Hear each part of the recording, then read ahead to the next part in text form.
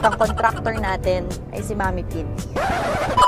Pero medyo mahirap talaga yung nangyari sa amin kasi naabutan talaga kami ng pandemic. Ang daming protocols, ang daming mga kailangan requirements noon. Itong subdivision na to, first time gumawa ng mga mami ko, medyo high-end siya. So parang marami rin siyang requirements sa mga tao.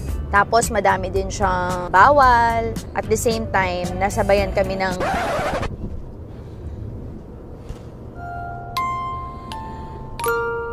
Sisi, kaya mo pa ba?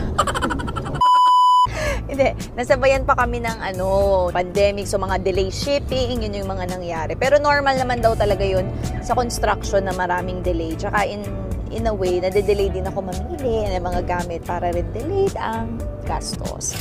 Siguro, kasi nakita nyo, 2020 dinemolish yung bahay, tapos tinayo from scratch. Simula kami mga 2021. 3 years namin siyang ginawa. Slowly but surely. So,